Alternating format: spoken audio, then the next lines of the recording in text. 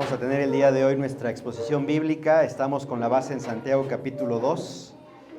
Justamente hoy comenzamos este capítulo, así que vamos, acompáñenme por favor en este pasaje. Muy bien. Dejen acomodo mi changarro. Muy bien, hemos estado estudiando durante estas semanas esta carta del medio hermano del Señor Jesucristo. Si no has podido venir los domingos anteriores, yo te animo por favor a que puedas estar escuchando las predicaciones. Puede ser a través de nuestro canal de YouTube, ya están las predicaciones. Pero también hace 15 días recién abrimos nuestro canal de Spotify, así que también encuentras las predicaciones de Santiago. Y eso va a ser bueno para que puedas darle continuidad a lo que estamos estudiando. Recuerda que acá en la Iglesia Bíblica Misionera lo que hacemos es estudiar la palabra de Dios versículo a versículo. Agarramos un libro y lo vamos desmenuzando. Y yo les ponía este ejemplo. Imagínense que van sobrevolando un hermoso bosque aquí en la Huasteca Potosina. Subes en el helicóptero y vas viendo un tapete hermoso color verde. Y de pronto vas avanzando en el helicóptero y en ese helicóptero de pronto ves una cascada hermosa que es la cascada de Tamul. Y más a la distancia ves de pronto unas hermosas pozas de color azul y que se llama Tamazopo, y sigues avanzando y te va deslumbrando la Huasteca Potosina. De manera que cuando bajas del helicóptero y entonces continúas el recorrido en un auto, pues ya más o menos tienes una idea, aquí es donde estaba sobrevolando hace rato las cascadas de Tamul, y empiezas, ¿no? Y de alguna manera lo que hacemos con estas cartas es sobrevolamos la carta y tratamos de dar un bosquejo general de la carta que estamos estudiando. Y entonces tratamos de ubicarlo en el tiempo, tratamos de ubicarla en la historia, y tratamos entonces de reconocer quién la escribió, cuáles fueron sus destinatarios, cuál era la situación por la que estaban pasando. Y después de entender todo eso, tratamos también de aterrizarlo en el lector del siglo XXI, en el creyente del siglo XXI. Y es aquí donde algunas personas se empiezan a pensar, es que este es un libro viejo, es un libro antiguo, ¿qué tiene que ver con la sociedad del siglo XXI? ¿Qué me tiene que hablar Santiago a mí, lector del siglo XXI? Y hay muchas cosas que cuando vas a la palabra de Dios te das cuenta y terminas confirmando o afirmando con las palabras que el rey Salomón termina diciendo por ahí en Eclesiastés: no hay nada nuevo debajo del cielo. O sea, lo que hoy estamos viviendo como sociedad es lo mismo que la sociedad del siglo I está viviendo también, y en medio de esa sociedad complicada, de pronto sale una iglesia cristiana tratando de hacer la diferencia. Y fíjate bien, no hace la diferencia producto de cambiar de religión, no.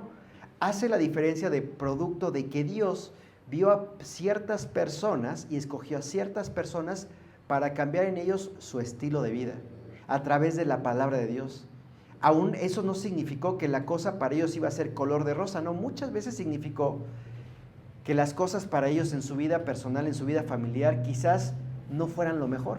Es decir, lejos de pensar que porque ahora soy cristiano, hijo de Dios, ahora he creído en el carpintero de Nazaret, las cosas me van súper bien. No, para estos lectores del siglo I, hablando de los escritores, de los lectores a los que escribe Santiago, son lectores que se han convertido y tienen que huir precisamente por causa de su fe. Estos lectores a quienes reciben la carta de Santiago, más o menos por el año del 42 más o menos, unos 10 años después de que Jesucristo ascendió a los cielos, son creyentes que antes vivían en Jerusalén. Algunos de ellos tenían cierta posición económica, pero ahora, producto de la causa de su fe y viene una persecución registrada en el libro de los Hechos, capítulo 8, versículo 1, tienen que huir de Jerusalén, tienen que entonces seguir a las siguientes ciudades, establecerse en esas ciudades. Han dejado todo atrás, incluso sus riquezas, y ahora tienen que trabajar a veces en condiciones infrahumanas y a veces por salarios también que no corresponden con los salarios que tendrían que pagarse en ese momento.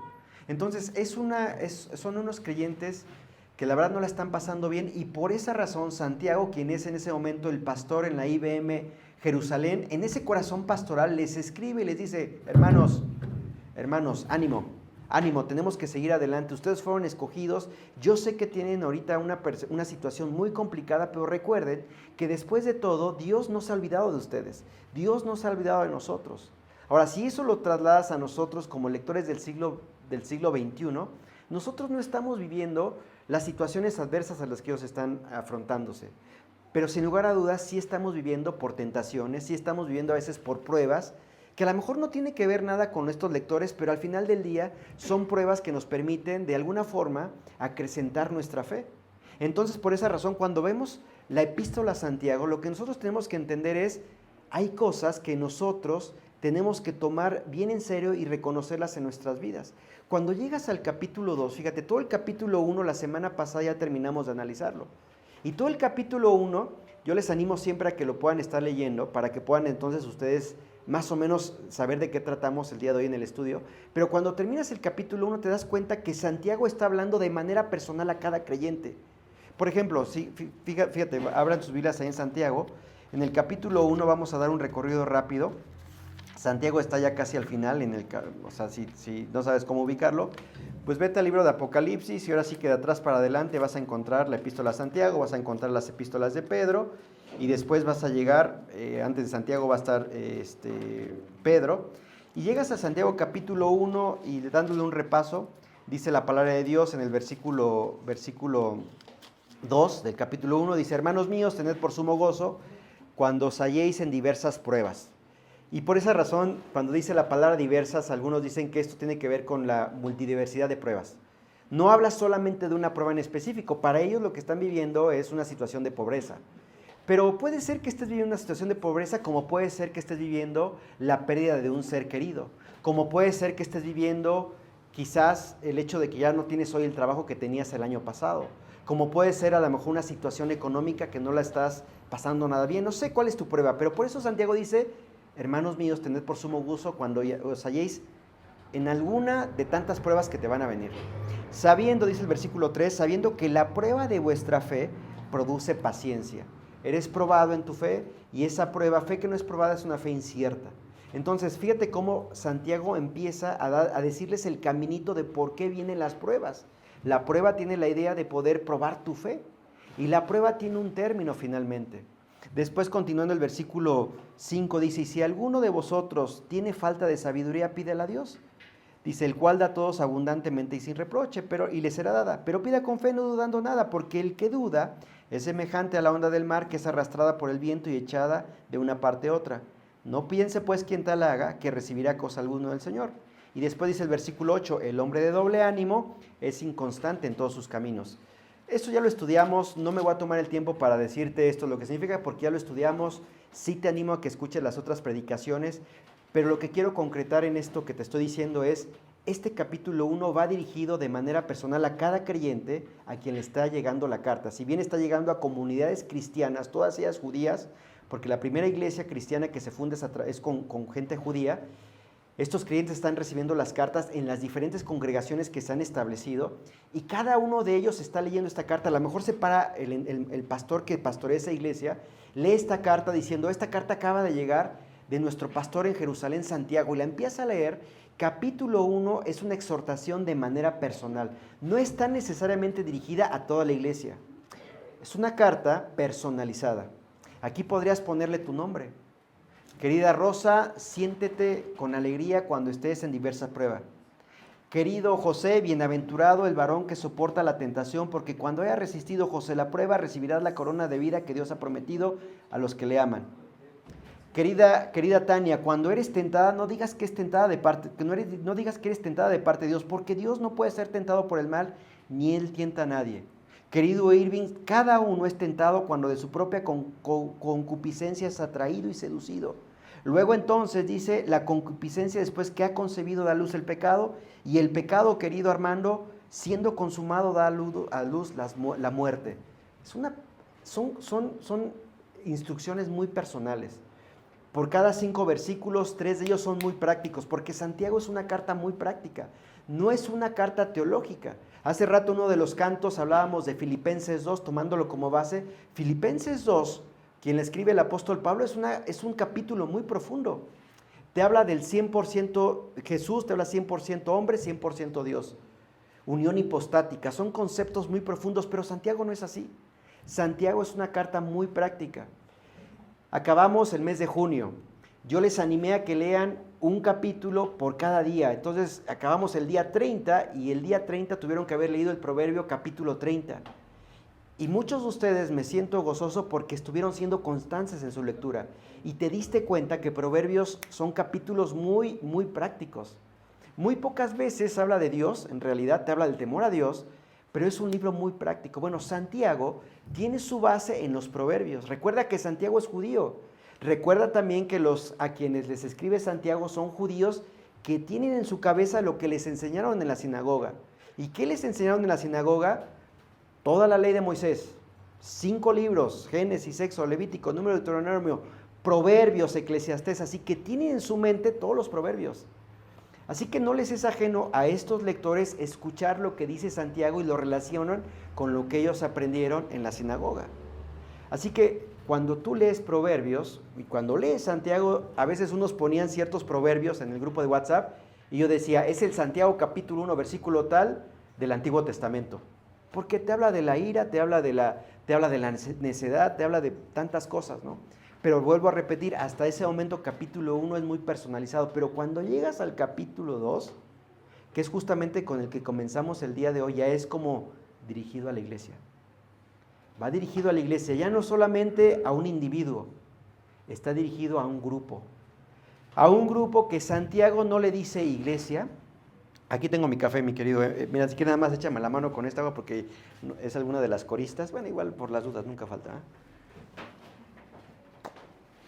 Entonces, cuando llega el capítulo 2, va dirigido a la congregación, pero no le llama iglesia, tampoco le llama sinagoga, le llama asamblea.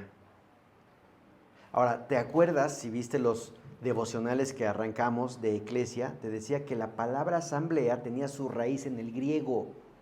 Y la raíz de la palabra asamblea es eclesia, de donde se diga la palabra iglesia.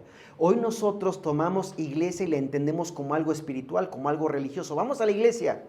Pero en realidad, en el principio, el concepto de iglesia era un principio griego. Y mucho antes de que viniera Jesucristo ya decía la gente, vamos, hoy tenemos eclesia. No en el concepto religioso que hoy nosotros en la mañana dijimos, bueno, vamos, hay que bañarse, hay que llegar temprano a la iglesia. No, no en ese concepto. Decían ellos, vamos a la iglesia como decir, tenemos hoy asamblea. Los que vivimos y acá en Los Héroes también, pues ya saben, tenemos junta de vecinos, ¿no?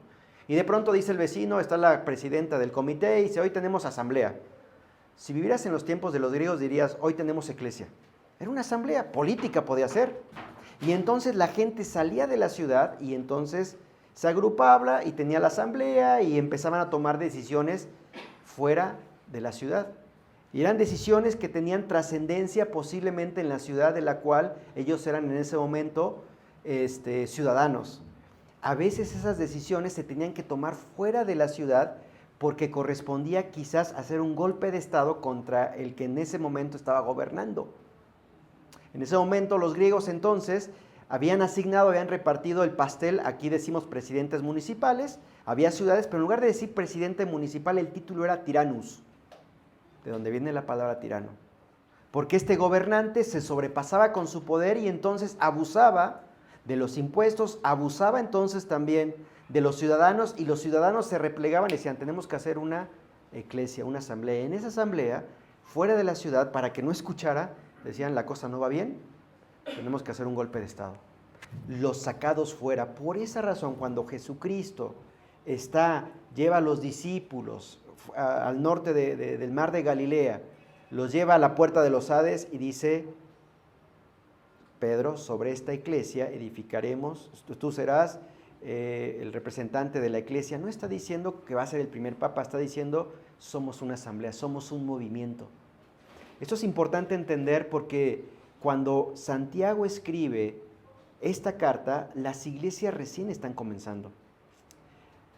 Algunas ya llevan el título de iglesia seguramente, pero él cuando arranca el capítulo 2, todo esto, porque yo sé que a lo mejor esto qué quiere decir, bueno, fíjate lo que dice el capítulo 2, verso 1, hermanos míos. Ahora mira, la verdad es que Santiago no dice a qué ciudades envió su carta. Yo tengo la sensación de que había varias iglesias, seguramente algunas de esas iglesias se fundaron seguramente en Asia, en lo que hoy conocemos como Asia Menor. Seguramente algunas de esas iglesias, producto de la persecución, llegan a Sardis. Seguramente llegan a Pérgamo, algunos creyentes se juntan, empiezan a hacer iglesia. Sumado a eso, más adelante, Pablo se convierte, funda más iglesias en Filipos, Corintios, Tesalónica, pero yo no sé si fue así de que algunos de estos creyentes que huyeron llegan a estas iglesias, Pérgamo, Tiatira, Sardis, y ahí fundan iglesias. ¿Por qué pienso en estas ciudades? Porque son las iglesias que en el año 90 más o menos, el apóstol Juan les va a escribir cartas, las famosas cartas del Apocalipsis. Pérgamo, Tiatira, Sardis, Filadelfia, no sabemos quién las fundó. Algunos dicen que posiblemente, por ejemplo, Sardis, hubo una mujer en Filipos que fue la primera creyente en Filipos, la ciudad europea, que se llamó Lidia, vendedora de púrpura, la cual era de Sardis. Sí, de Sardis. Posiblemente ella fundó esa iglesia, no lo sabemos. Pero a veces me pongo a imaginar, ¿será que estos creyentes que huyeron desde Jerusalén llegaron a Asia Menor y ahí comenzaron iglesias? No lo sé. Lo que sí sé es que Santiago escribe estas cartas y les dice, hermanos míos. Cuidado, se está dirigiendo a una asamblea. Dice después de la palabra de Dios, que vuestra fe en nuestro glorioso Señor Jesucristo sea sin acepción de personas. Este versículo es interesante porque yo he escuchado algunas predicaciones en donde se asume que lo que está pasando en esas iglesias están haciendo diferencia entre dos personas, el rico y el pobre. Pero en realidad no está sucediendo así, más bien Santiago se está anticipando a algo que podría suceder. Es más, si tú tienes una Biblia, Nueva Traducción Viviente me parece, lo trata como algo que pudiera suceder, pero no es algo que está pasando en ese momento, eso es importante. Es algo que Santiago en su corazón de pastor se está anticipando en esas iglesias que quizás podría suceder.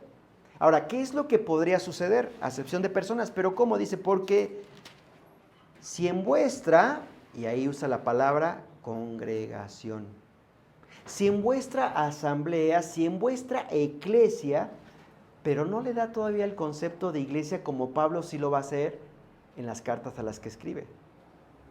Si en vuestra asamblea, si en vuestra iglesia, si en vuestra congregación, recuerda, ¿qué está en el concepto de Santiago? ¿Qué está en el concepto de estos creyentes que reciben la carta? Ellos han asistido a sinagogas.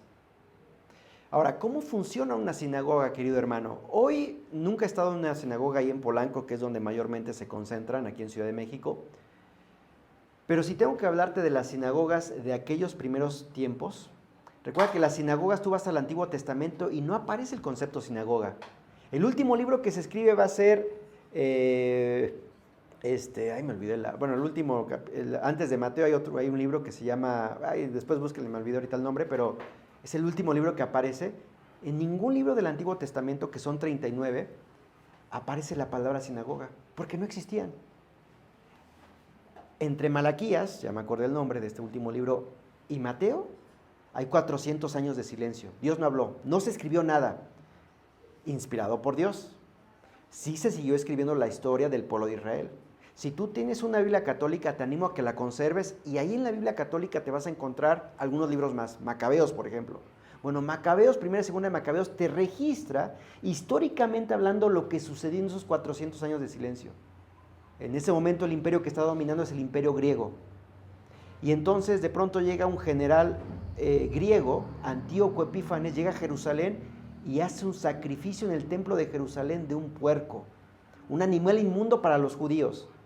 Y ahí sale un hombre que se llama Judas Macabeo, religioso, celoso de la ley de Dios, y hace un levantamiento y entonces agarra a hombres y dicen, o en pocas palabras, si viéramos en México, crean los autodefensas judíos. Tómala, y se viene una revolución impresionante. Bueno, primera y segunda de Macabeos nos lo relacionan. Ahora, quiero decirte con esto que aún a pesar de eso no había sinagogas. Varios judíos se dispersan. Estos judíos en esa capacidad de organización dicen, bueno, estamos fuera de Tierra Santa. Somos 8 familias, juntémonos y enseñémosles a nuestros hijos la ley de Moisés. Y crean las sinagogas. Y las sinagogas tenían el objetivo de estar educando a los niños judíos en la ley de Dios. Fíjate qué importante. Así que cuando llegamos a los tiempos de Jesús, sinagogas ya existen. En las sinagogas es donde Jesús pronuncia muchos de sus discursos. En la sinagoga es donde precisamente él habla una profecía que está en Isaías, la termina de leer en frente de los ancianos, de los religiosos, termina de leer esa profecía y dice, esta profecía se ha cumplido el día de hoy, acá estoy. Wow.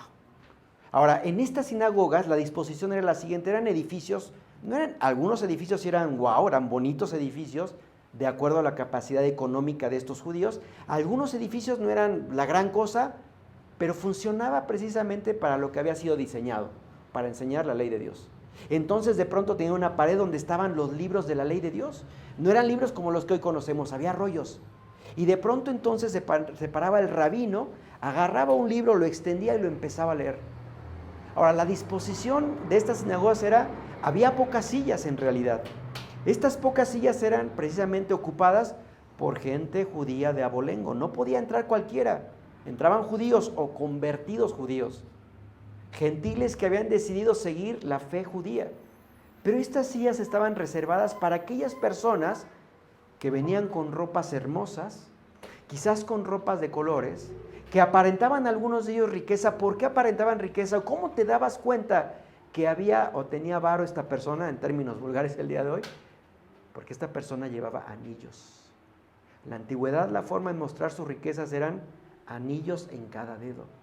Ahora, a veces estos anillos les pertenecían o a veces estos anillos los rentaban en casas donde rentaban anillos. Así que llegaban estos aristócratas judíos y ocupaban las primeras sillas. Algunos de esos aristócratas también eran buenos religiosos, se les llamaba los saduceos. Y el resto del pueblo se sentaba entonces en el piso escuchando la ley de Dios. Ahora, esta era la sociedad religiosa judía. Pero si a eso le sumas que de pronto había una clase alta, o sea, porque ahorita tengo una razón por la cual te estoy diciendo todo esto. Había una clase alta, pues como lo hay el día de hoy, muy mínima, y había una clase pobre muy, muy vasta. La clase media no existía tanto como quizás hoy lo hay. La clase media estaba principalmente formada por algunos comerciantes, por algunos mini empresarios que se dedicaban, por ejemplo, carpinteros, como era el padrastro de nuestro Señor Jesucristo, algunos campesinos, algunos pescadores, pero eran realmente pocos. Algunos que se dedicaban a la siembra de la tierra y que podían darse, por así decirlo, el lujo de contratar jornaleros a los que les pagaban, pero la verdad es que les pagaban muy poco porque las condiciones del mercado no daba, de ahí tenían que sacar impuestos para darle entonces a los colectores de impuestos. O sea, era una sociedad muy complicada. En medio de esta sociedad, nuestro Señor Jesucristo está pronunciando su mensaje de salvación. En medio de esta sociedad cuyos líderes religiosos pues no enseñan como quien tiene autoridad, los judíos están tratando de recordar en cierta forma las verdades teológicas que han aprendido en estas sinagogas. Por eso es que cuando este Jesús, el carpintero de Nazaret, se presenta, esta gente, que es pobre mayormente, se quedan impresionados porque es un carpintero de Nazaret, es uno de los suyos. Es decir, la autoridad que tiene él, la sabiduría que tiene de él, no viene de las grandes enseñanzas rabínicas. Esa es la admiración de este pueblo, porque él enseña como quien tiene autoridad. Lo empiezan a seguir. Y en ese seguirle, a veces enseñan las sinagogas, pero las sinagogas no tienen la capacidad para recibir o contener tanta gente. Por eso Jesús se tiene que a veces poner a las orillas del lago, y estando en la orilla del lago pide prestada una barca para que desde la barca está dirigiéndose a su público, a sus seguidores, y le está dando hermosas enseñanzas usando parábolas. Es decir, conceptos que ellos sabían, porque de pronto habla y de pronto salió el sembrador a sembrar la tierra, y parte de esta tierra, o parte de esta semilla, cayó en buena tierra y dio frutos al 100 por 1, pero parte de estas semillas cayó donde estaba la piedra, y entonces vino el sol y la ahogó y ahí quedó. O sea, ¿qué tipo de enseñanza? Pero hubo un sermón muy importante para Jesús. Entonces se encuentra todo su público al pie de un monte en Jerusalén. Jesús está ahí en el monte y está diseñado, nunca he estado, pero lo he visto por YouTube, diseñado que si tú te paras y empiezas a hablar, la orografía o la topografía del terreno tiene una acústica que tú puedes hablar desde este punto, y la gente que está alrededor, que son varios, puede escuchar. Y desde ese lugar entonces Jesús va a hablar acerca del sermón de las bienaventuranzas, o también llamado el sermón del monte. Y en ese sermón del monte la gente se queda estupefaciente. Ese sermón del monte fue importante para Jesús. No puedo decir que marcó un antes y un después, pero sin lugar a dudas Santiago va a tomar ese sermón y mucho de lo que toma de ese sermón del monte lo imprime en su carta.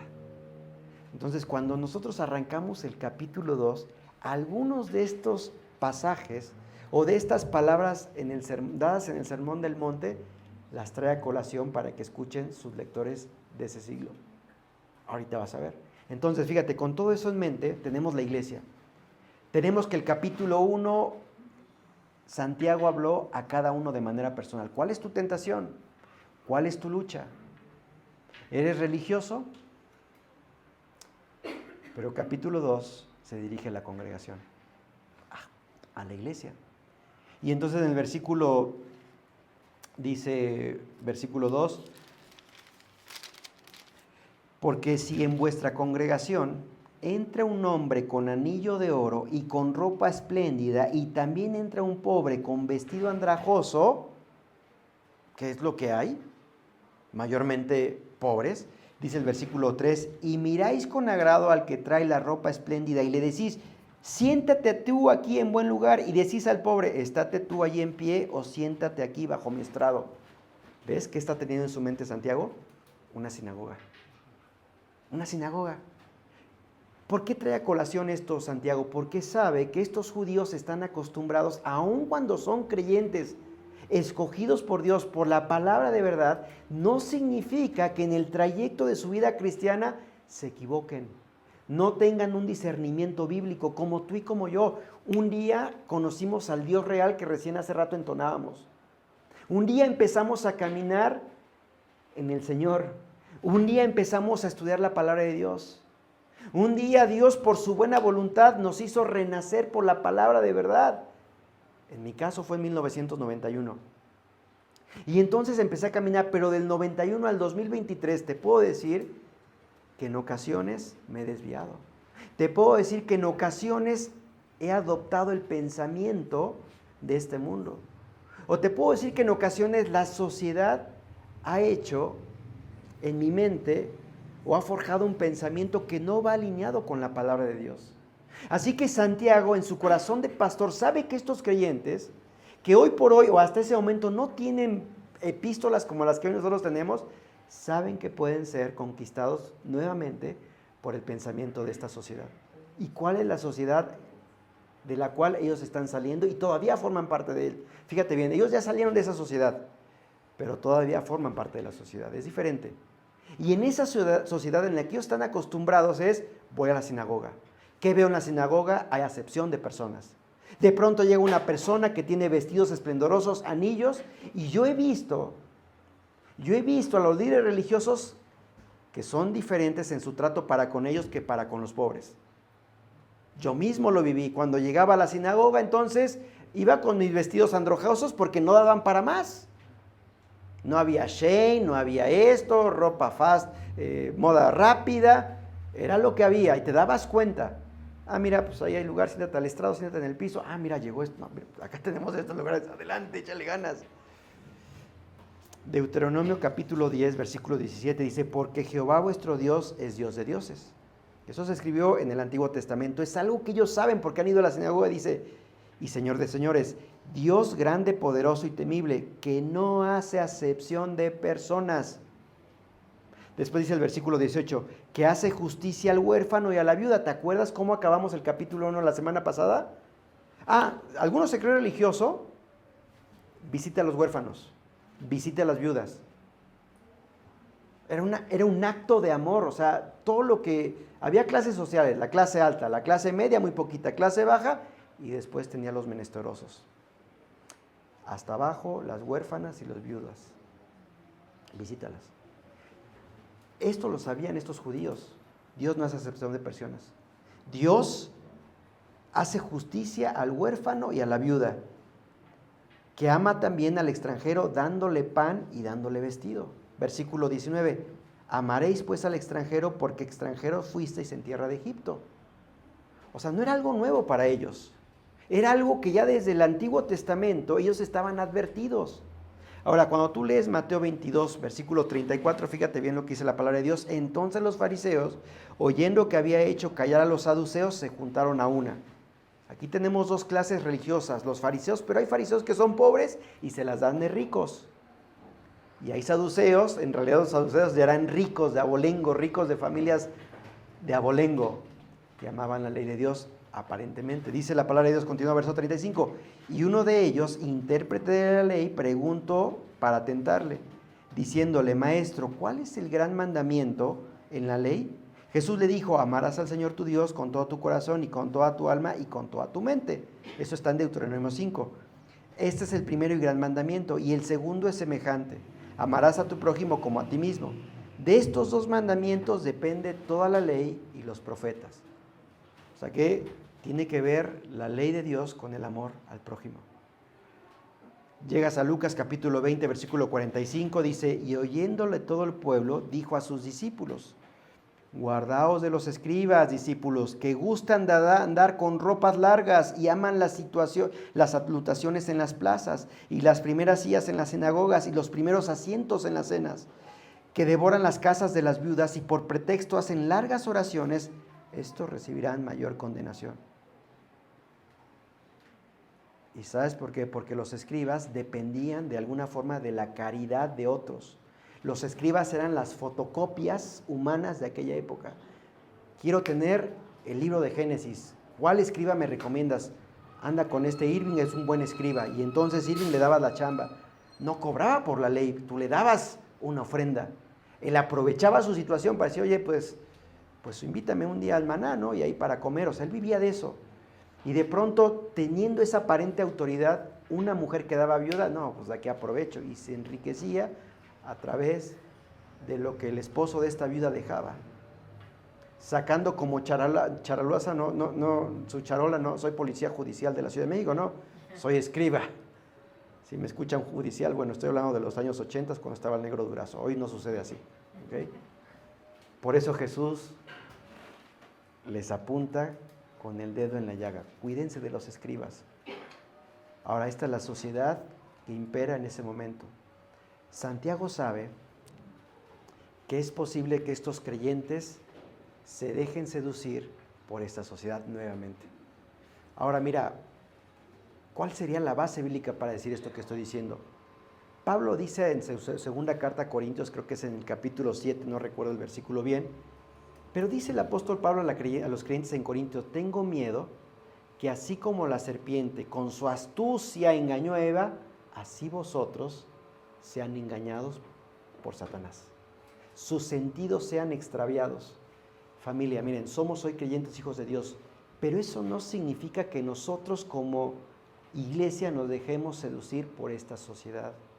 Mira, cada generación de creyentes ha luchado en cada etapa con su tipo de sociedad.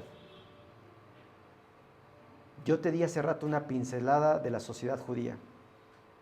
Y dimos un resumen porque no tenemos tiempo, pero en medio de eso ves a un pastor, como se llama Santiago, que se anticipa algo que puede suceder.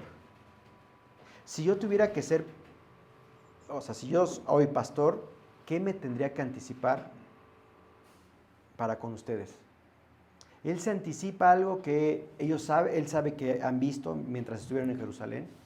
No ha sucedido todavía, pero podría suceder. Y entonces yo tendría que pensar, hermanos, mi responsabilidad como pastor es ver dónde se está desarrollando esta iglesia bíblica misionera del Marqués. Nos estamos desarrollando en una sociedad mexicana. Y aunque somos latinos, pensemos en Argentina, pensemos en otros países latinos, nuestra sociedad es única. Somos latinos, pero no todos estamos en la misma bolsa.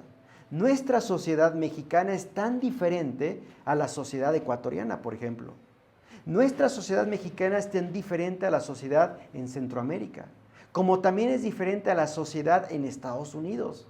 Entonces yo como pastor tengo que estar de alguna forma siempre al pendiente de lo que la sociedad, por lo menos mexicana, ¿y por qué mexicana? Porque es el lugar en donde Dios me ha puesto para pastorear, me tengo que dedicar a estudiar. Y entonces de pronto tengo que estar escuchando noticias que no me gustan, a veces tengo que también estar haciendo o escuchando redes sociales y entender que recién estamos acabando un mes complicado como fue el mes del orgullo LGBT más. Y yo tengo que entender que podría suceder que esto que estamos viviendo como sociedad, ¿por qué no pensar que se puede infiltrar en esta iglesia? Santiago me enseña como pastor a que él se anticipa y les advierte y dice, hermanos, esta es la sociedad en la que ustedes están saliendo. Y es la misma sociedad, o es el mismo sistema o es el mundo del cual ustedes pueden hacer parte a su congregación. Entonces de pronto yo escucho todo lo que esta sociedad piensa, desde la parte paternidad, desde la parte juvenil, desde la parte de los niños, desde la parte... Hermanos, yo tengo que tener cuidado de las cosas que están pasando en la sociedad porque se pueden infiltrar en la iglesia. Ahora, para muestra basta un botón. Vamos a Estados Unidos y de pronto vemos una sociedad que ha dejado de lado la Biblia. Una sociedad que comenzó su país con la base más fuerte que uno pudiera pensar, que es la palabra de Dios.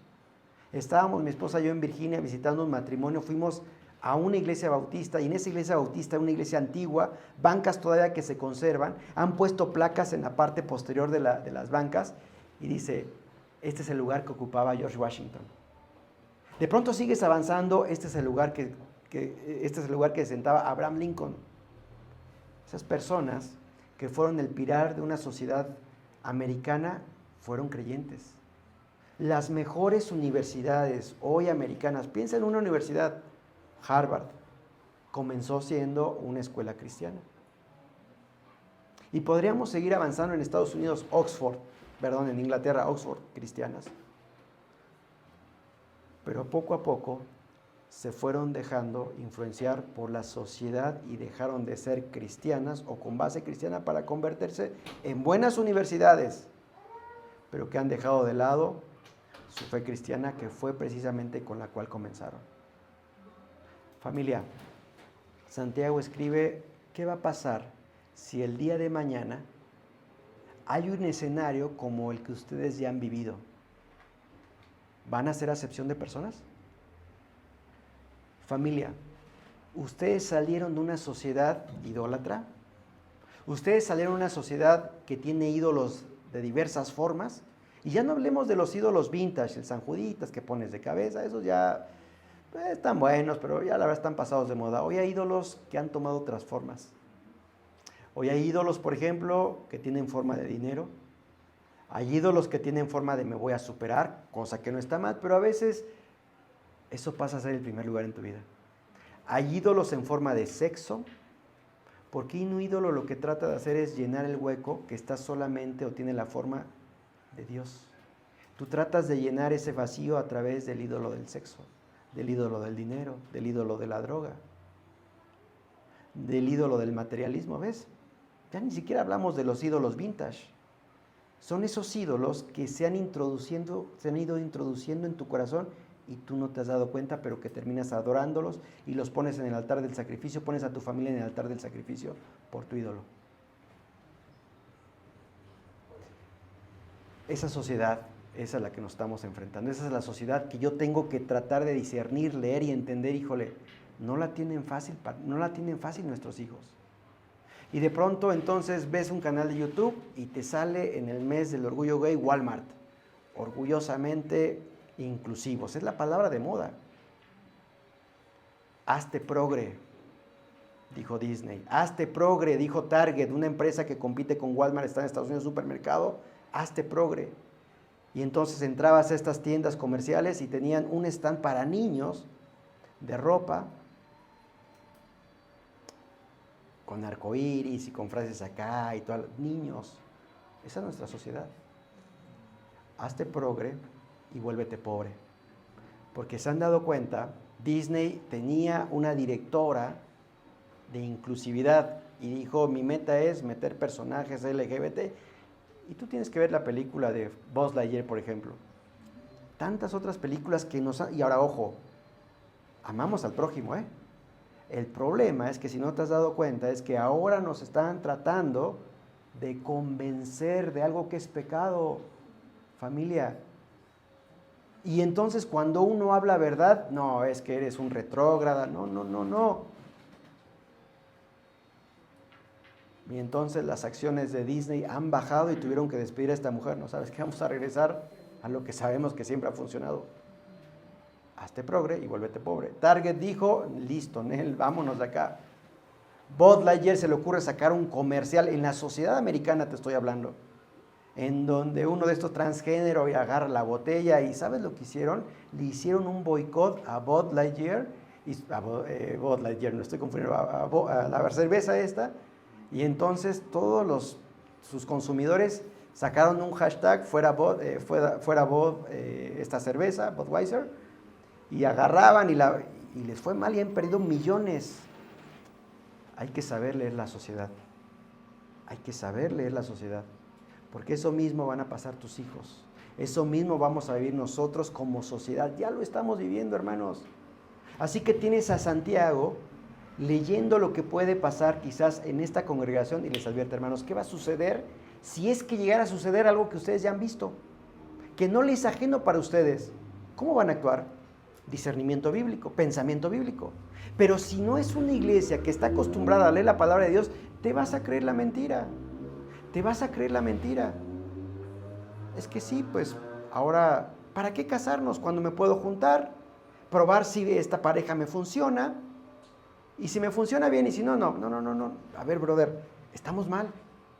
Porque si a eso le sumas a estos discípulos que en tiempos de Jesús le dicen a Jesús, oye Jesús, ¿cuáles van a ser las señales de los últimos tiempos? ¿Sabes lo que responde Jesús?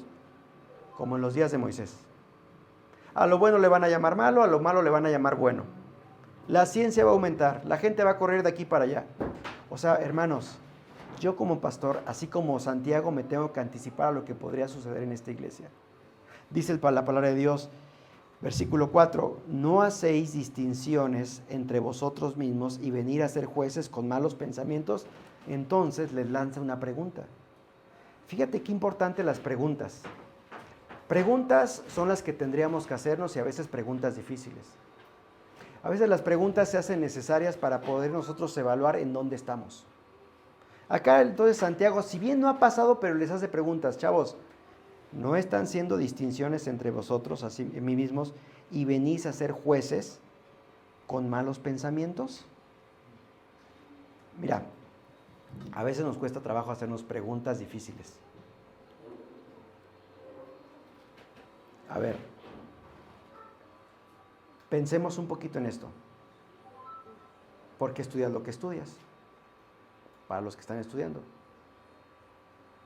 ¿Porque es lo que me deja más dinero? Porque haces lo que haces. Es decir, haces ejercicio, lo cual siempre avalo, pero ¿cuál es tu motivación al hacer ejercicio? ¿Verme más? ¿Atraer más?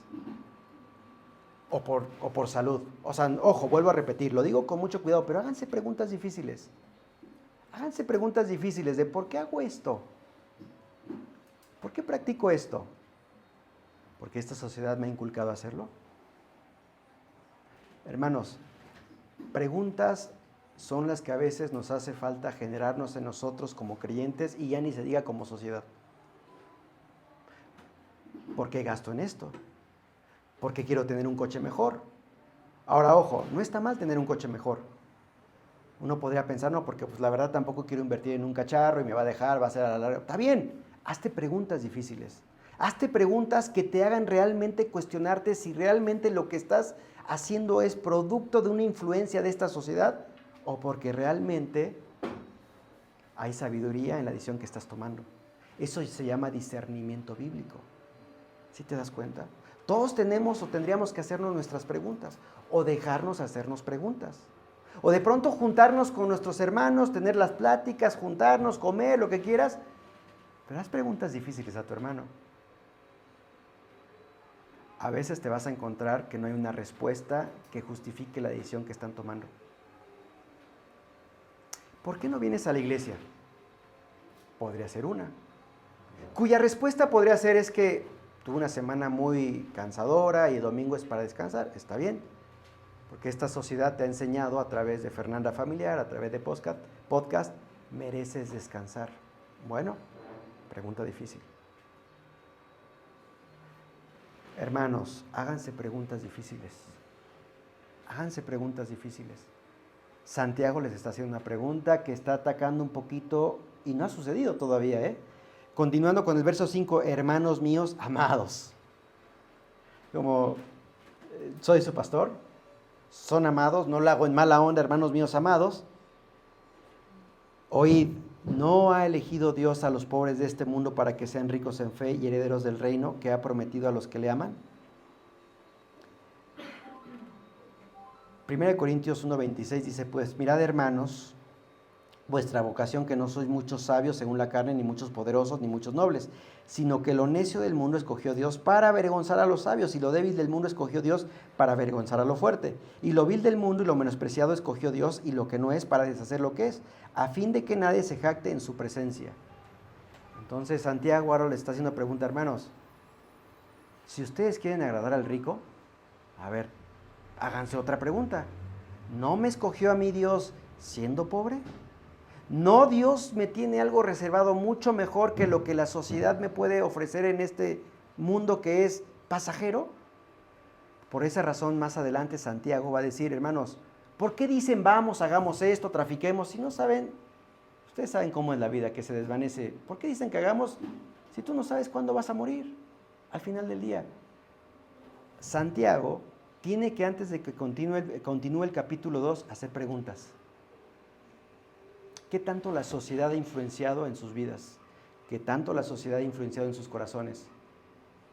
Mira, antes, pues yo la verdad no era muy partidario de terminar la universidad, pues a chambear, pues a hacer testimonio. Hoy de alguna forma, al ver la sociedad, yo digo, familias, consideren por favor por lo menos un año de instituto bíblico en sus hijos.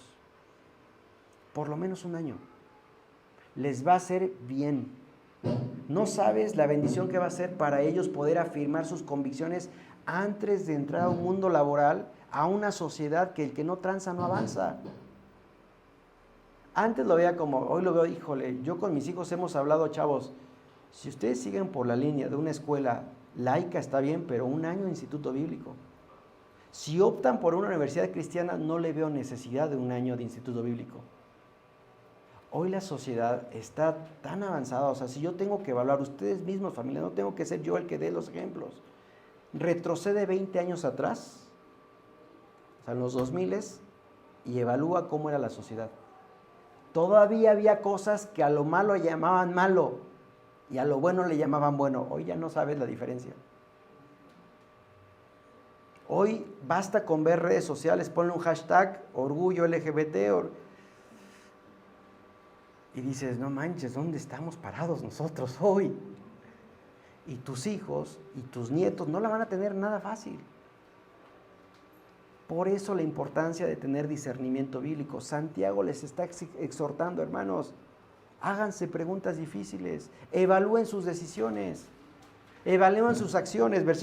Continuando en el versículo 6, pero vosotros habéis afrentado al pobre. ¿No os oprimen los ricos y no son ellos los mismos que os arrastran a los tribunales? ¿No blasfeman ellos el buen nombre que fue invocado sobre vosotros? Es como, a ver, hay algo evidente. De hecho, cuando tú lees el capítulo 5 de Santiago es muy fuerte, ¿eh? Podríamos agarrar el capítulo 5, los primeros versículos, si quisiéramos ser nosotros revolucionarios o si quisiéramos ser comunistas, yo agarro el capítulo 5 y lo agarro de bandera, ¿eh? Capítulo 5 dice la palabra de Dios, te lo leo rápidamente, dice la palabra: vamos ahora ricos, llorad y aullad por las miserias que os vendrán. Vuestras riquezas están podridas y vuestras ropas están comidas de polilla. Vuestro oro y plata están enmohecidos y su moho testificará contra vosotros y devorará toda vuestra carne como fuego. Habéis acumulado tesoros para los días postreros. Versículo 4, he aquí clama el jornal de los obreros que han cosechado vuestras tierras, el cual por engaño no les ha sido pagado por vosotros, y los clamores de los que habían cegado han entrado en los oídos del Señor. No, yo agarro el grupo venezolano, los Guaraguao, agarro casas de cartón que yo escuchaba, y digo, acá tienes otra letra, mi hermano. Acá tienes otra letra. Ahora, Santiago no está condenado a las riquezas. Está condenado a los ricos que abusan de sus riquezas, con sus riquezas, abusan del hermano que está oprimido, o no, ni siquiera está condenado a creyentes, está condenado precisamente a aquellas personas inconversas que están abusando de estos creyentes, que no tienen de otra más que aceptar la paga mísera que este inconverso les está ofreciendo. Y entonces Santiago les manda una advertencia. Cuidado, cuidado. Ahora, esos ricos son los que Santiago les advierte, chavos, ¿por qué lo tratan bien? ¿Por qué les dan esas preferencias? Ustedes saben que algunos de ellos los han llevado a los tribunales. O sea, ¿qué les tengo que decir? Que esta sociedad paga mal y ustedes lo siguen tratando bien. Trátenlos con equidad. No estoy diciendo entonces que llega un rico, ay no, tú te sientas como pobre y tú ahí los pobres. No, lo que estoy diciendo es que los trates con equidad. Porque Dios no hace acepción de personas. No caigan en las mentiras de este sistema. Yo te tendría que hacer una pregunta. ¿Cuál es la última mentira que creíste de este sistema? ¿Qué es lo que estás practicando el día de hoy? Que lo haces porque este sistema te ha enseñado a que tiene que ser así. Y es más, que sociedades como las mexicanas nos han enseñado. Lamentablemente hoy nuestros jóvenes están siendo bombardeados con letras que dices, ay Dios mío.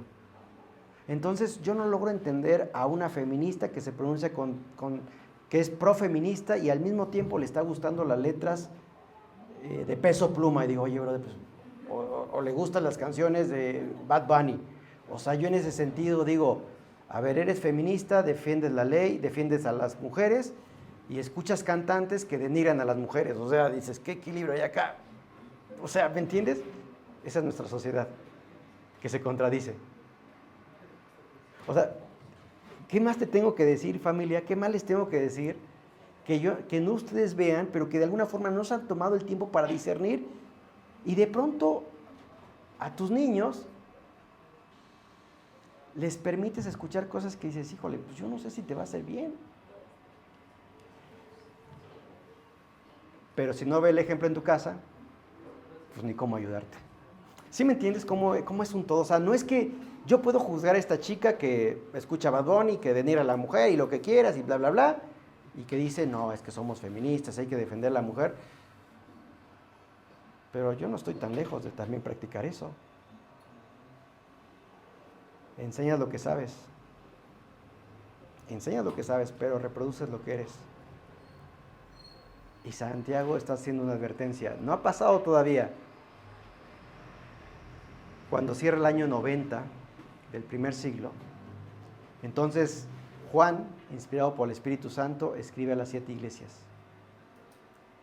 Excepto 2 iglesias, Filadelfia, la que salió mejor evaluada, pero el resto de las iglesias, su evaluación no anda nada bien. La última iglesia, la Odisea, es una iglesia que tiene nombre de que es rica, pero en realidad es pobre espiritualmente. Tienes la iglesia de Pérgamo, que es una iglesia que ha consentido ciertas filosofías y se han infiltrado en la iglesia.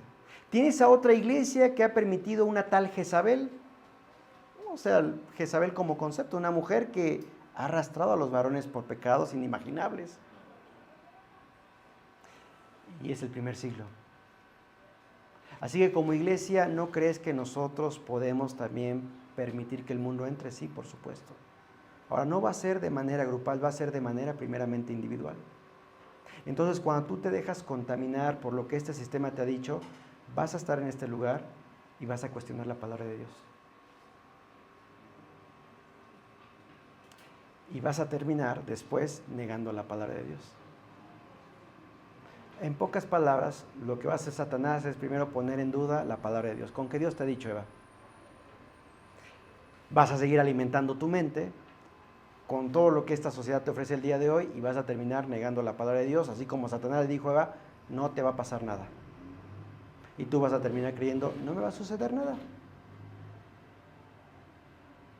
Porque es lo que esta sociedad me ha enseñado. Así que como puedes darte cuenta, Santiago está advirtiendo acerca de no hagan acepción de personas, ricos, pobres.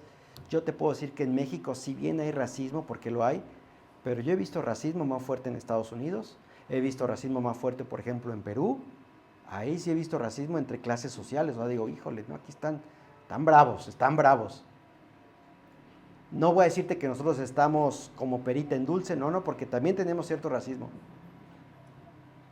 ¿Será que nuestra sociedad ha influenciado en nuestras decisiones? ¿Será que no le he permitido a la palabra de Dios haga los cambios que necesita hacer? Todos estamos expuestos, yo también, o sea, no es que te estoy hablando desde acá y no, que pecadores, no, todos estamos expuestos. También como pastor, permitiendo que las cosas se practiquen acá, porque es que si se nos va, pues la ofrenda va a bajar y dijo, no, pues está bien, ¿quieres esta práctica? Adelante. No, a veces tengo que hacer preguntas difíciles. ¿Cómo anda tu matrimonio? ¿Cómo andan tus finanzas? Y a lo mejor algunos de ustedes van a decir, no, acá por todo me preguntan. Familia, al final del día el beneficiado vas a ser tú. Tenemos que tener un entendimiento bíblico. Teniendo un entendimiento bíblico, entonces te va a permitir tomar las menos decisiones erróneas. ¿Vas a equivocarte? Sí, mi hermano, todos nos vamos a equivocar. ¿Por qué? Porque somos seres humanos. Pero atendiendo. Si quieres, así está bien, mi chavo, pero atendiendo el consejo bíblico, te va a permitir los menos dolores de cabeza contigo y para con los que te siguen detrás tuyo, que normalmente van a ser tus hijos. Trata de ver la palabra de Dios que puede ser un efecto en tu vida familiar, paternal, financiera. Y entonces vas a reconocer y decir, híjole, ¿para qué invento el hilo negro cuando de pronto Santiago ya me dice cosas que yo seguramente desconocía? Ya es un libro antiguo, sí, pero es un libro tan vigente el día de hoy. Dice la palabra de Dios, versículo 8, si en verdad cumplís la ley real conforme a la Escritura, amarás a tu prójimo como a ti mismo, bien hacéis. Pero si hacéis acepción de personas, que es el problema, o que podría ser el problema más adelante, cometéis pecado y quedáis convictos por la ley como transgresores. Porque cualquiera que guardare toda la ley, pero ofendiere en un punto, se hace culpable de todo. Porque el que dijo, no cometerás adulterio, también ha dicho, no matarás. Ahora bien, si no cometes adulterio, pero matas, ya te has hecho transgresor de la ley. Verso 12, así hablad y así haced, como los que habéis de ser juzgados por la ley de la libertad. Porque juicio sin misericordia se hará con aquel que no hiciere misericordia, y la misericordia triunfa sobre el juicio. Y aquí lo que Santiago resalta es, tengan misericordia. Tengan misericordia. Si ese es el problema, que pudieran llegar a caer entre juzgar al rico y juzgar al pobre, y entonces en función de eso, tratar bien al rico y tratar mal al pobre, tengan misericordia. Porque la misericordia, dice la palabra de Dios, triunfa sobre el juicio. Tengan juicio. Familia, vamos a